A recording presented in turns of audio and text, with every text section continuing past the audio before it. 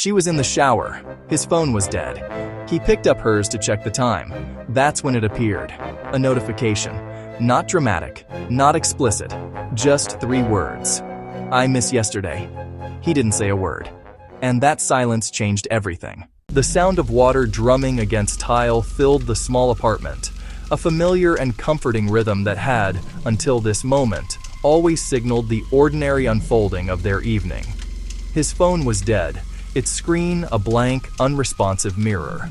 He needed to check the time, a simple, mundane task. He reached for her phone, lying on the bedside table where she had left it.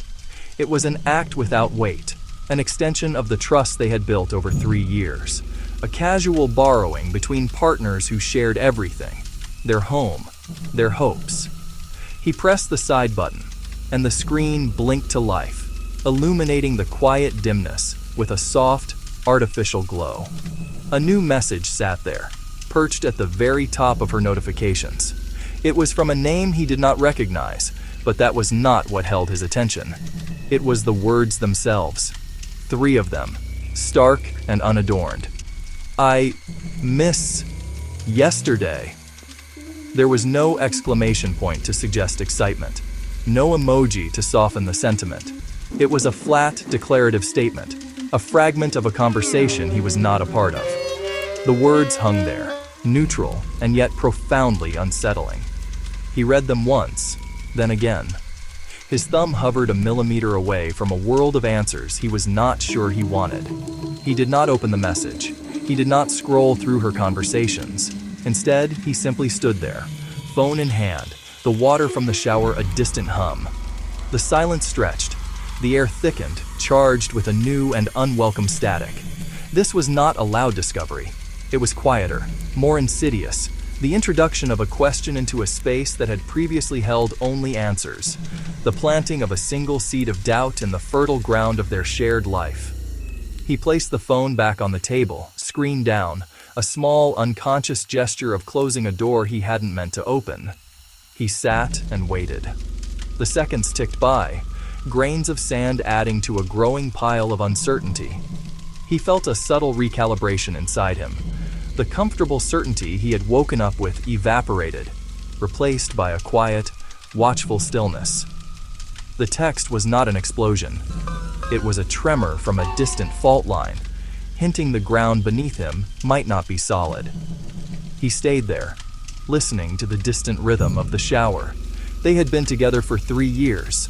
No cheating scandals, no loud fights, no major red flags. At least, not obvious ones. He trusted her. But something about that message felt wrong. Not because of what it said, but because of how neutral it was. I miss yesterday. It wasn't emotional enough to be romantic, but it wasn't innocent enough to ignore. He didn't confront her immediately. He waited, observed. She came out smiling, kissed him, asked about his day. Nothing seemed off, but something had shifted inside him. Trust doesn't explode. It fractures quietly. The next day, he noticed something. She turned her phone screen away slightly, subtle, but intentional. He replayed memories, the work friend she mentioned, the late-night notifications she dismissed, the way she said, "You're overthinking." He wasn't overthinking before, but now, he was thinking. 3 days later, he asked calmly, "Who sent that message?" She froze, not guilty, not scared, just calculating. Oh, that? Just a friend. We were talking about a party. He nodded, but something in her tone wasn't defensive. It was dismissive. He realized something deeper. It wasn't about cheating. It was about access. Someone else had emotional access to her, and she didn't think it was a big deal. He didn't yell. He didn't accuse. He didn't check her phone again. He did something far more dangerous. He detached. Suddenly he stopped asking questions, stopped initiating plans, stopped reacting emotionally. She noticed. You've changed. No, I just stopped ignoring what I saw. Weeks passed. The relationship didn't explode. It faded, quietly, not because she cheated, but because he could no longer feel secure, and insecurity kills intimacy. Why are you distant? Because I realized something. I'm not competing for emotional space in my own relationship. And that was the end. Not dramatic, not loud, just final. What happened here is called emotional boundary erosion. No physical betrayal, but subtle displacement. Trust doesn't require proof of cheating to break. It only requires uncertainty. Once someone feels replaceable, they begin protecting themselves, and protection often looks like detachment. He was building his own wall, brick by quiet brick, in response to the one she had erected. The conflict was silent, played out in the things no longer said, the gestures no longer made. Why are you so distant? Why won't you just talk to me? He looked at her, his gaze direct, not detached. No anger, only deep, settled weariness. I realized I am not going to compete for emotional space in my own relationship. The words were not an attack, a conclusion after many silent hours.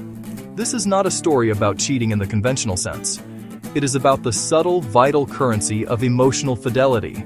Someone else had been given a line to her thoughts, a window into her day clearer than his own.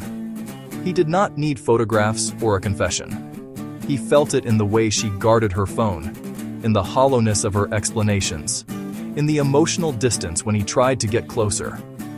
The following week, he packed a small bag, not in rage, on a quiet Tuesday while she was at work.